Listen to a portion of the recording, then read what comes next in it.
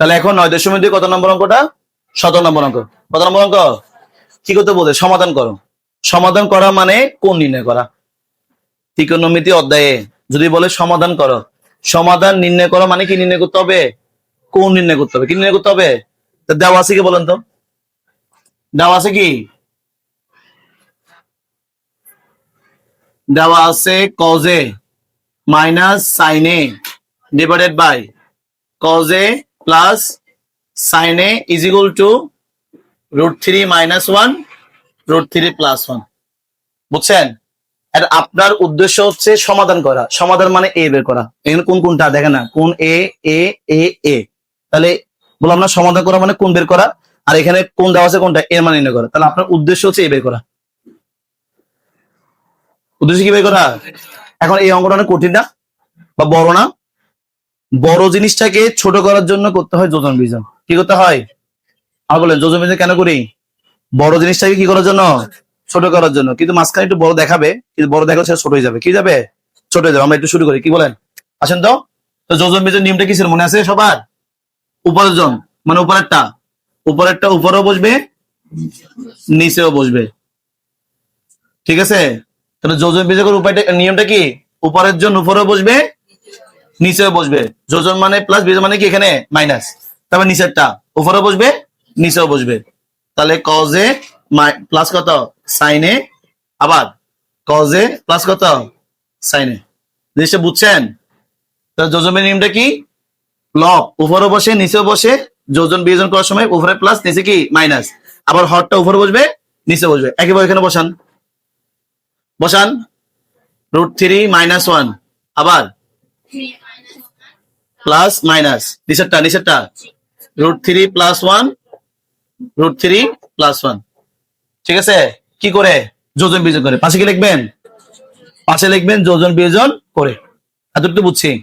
তাহলে দেখেন আমি কি বললাম? যোজন বিয়োজন কেন করি? অঙ্কটাকে ছোট করার জন্য। কিন্তু ওটা তো বড় হয়ে গেছে। বড় হয় না, ছোট হয়ে যাবে একটু পরে। ঠিক আছে? আসেন দেখি আমরা। এবার আসেন, এখানে যা আছে বসাই দেন। cos a minus sin a বসাই দেন। cos a minus sin a বসাই দিলাম। এখানে প্লাস না, প্লাসে প্লাসে প্লাস, cos a প্লাসে plus plus sin a। Sir বুঝতেছি। নিচে আসেন, নিচে আসেন। cos a minus sin a, প্লাসে মাইনাসে মাইনাস, প্লাসে মাইনাসে মাইনাস, সাইনে বসে যাবে। ইজ ইকুয়াল টু উপরেরটা √3 মাইনাস 1, প্লাসে প্লাসে প্লাস √3, প্লাসে প্লাসে প্লাস 1। নিচে আসেন, √3 মাইনাস 1, প্লাসে মাইনাসে মাইনাস √3, প্লাসে মাইনাসে মাইনাস 1। আশা করি এতটুকু সবাই বুঝছেন। কে কোন জায়গায় বুঝেন না আমরা বলেন।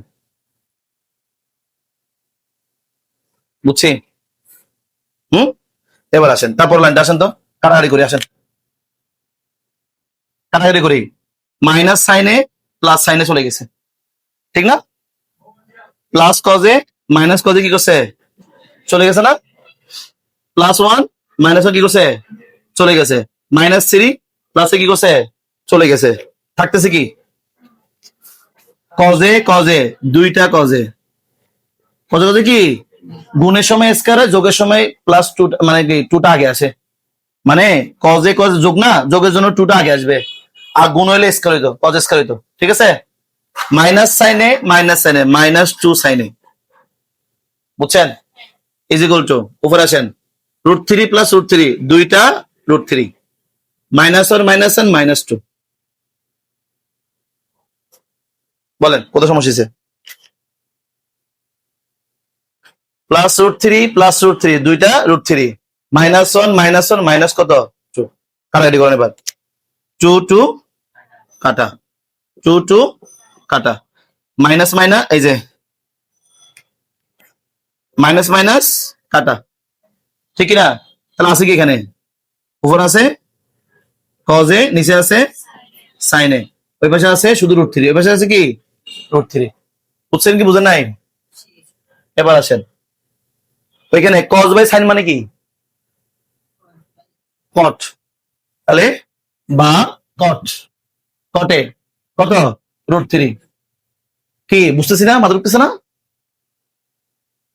বুঝতেছি না? কজ বাই সাইন কয় নম্বর সূত্র? সাইন নাম্বার সূত্রটা কি? সাইন মানে 1 বাই কোসেক, কস মানে 1 বাই সেক, ট্যান মানে 1 বাই কট, কট মানে 1 বাই ট্যান না? সরি, সাইন নাম্বার সূত্র না, 8 নাম্বার সূত্র। কত নাম্বার সূত্র? মানে ট্যান মানে সাইন বাই কস, আর কট মানে কি কস বাই সাইন। এই কস বাই সাইনে আমরা কি লিখছি? কট লিখছি। এবার আমাদের বলেন, এখানে কট আছে না? ওই পাশে কট আনতে হবে না? তাহলে এখানে আছে কট, ওই পাশে কি আনতে হবে? কট আনতে হবে। ঠিক আছে? কট কত ডিগ্রির মান? কট কত ডিগ্রি? √3, 30 ডিগ্রির মান। কত ডিগ্রির মান? তারপরে কট কট কাটা, এর মান কত? 30 ডিগ্রি। দেখছেন আমার এই বেরিয়ে গেছে। ঠিক আছে, যদি ভাগ্য ভালো থাকে অঙ্কটা পরীক্ষা চলে আসবে।